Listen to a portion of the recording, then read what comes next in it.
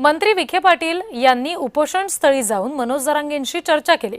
जोपर्यंत मागण्या मान्य होत नाहीत तोपर्यंत आपण उपोषणावर ठाम आहोत असं जरांगेंनी म्हटलं। वंशावळीवरून सर्वांना कुणबी प्रमाणपत्र मिळतील असं आश्वासनही विखेंनी दिलं। सातारा गॅझेटियर आणि स्वतंत्र मराठा मंत्रालयासाठी थोडा वेळ द्या अशी विनंती सुद्धा यावेळी विखेंनी केली। विखेंनी दिलेल्या आश्वासनावर जरांगे पाटील अभ्यासकांशी चर्चा करणार आहेत।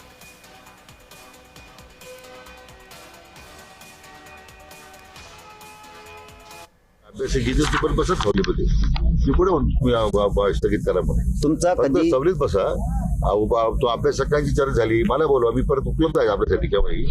आणि नंतर मग परत त्याच्यानंतर समजणार आहे तर मग आपलं पोझिशन उठी पडलं, पण काय अडचण नाही। एवढंच त्यासाठी आपण कशाला बसतो थोडं पाहिजे, अभ्यासकांची चर्चा करण्यापुरतं सवलीत बसायचं विनंती आहे। एवढंच नाही ऐकणार, तुमचं पुढं सगळं ऐका बस का।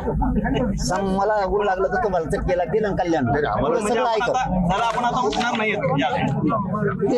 पाटील साहेबाला आम्ही वैयक्तिक चर्चा करताना सुद्धा सांगितलं, मी उन्हात पुरवलं तर चटके तुम्हाला बसतील, लेकरांचं कल्याण होईल समाजाचं, कारण ते हक्काचं आहे, कोणाच हिसकून नाही गेलो, ओबीसीला धक्का न लागता येईल। तर विखे पाटील आणि जरांगे यांच्यामध्ये झालेली ही चर्चा आपण बघितली। जोपर्यंत मागण्या मान्य होत नाहीत तोपर्यंत उपोषणाच्या भूमिकेवर ठाम असल्याचं जरांगेंनी सांगितलेलं आहे। सातारा गॅझेटियर स्वतंत्र मराठा मंत्रालयासाठी थोडा वेळ द्या अशी भूमिका यावेळी विखे पाटील यांनी स्पष्ट केली आणि विखेंनी दिलेल्या आश्वासनावर जरांगे पाटील अभ्यासकांशी चर्चा करणार आहेत अशी माहिती सुद्धा समजते। ज्या ठिकाणी जरांगे उपोषण करतायत तिथे विखेंनी जरांगेंची भेट घेतली।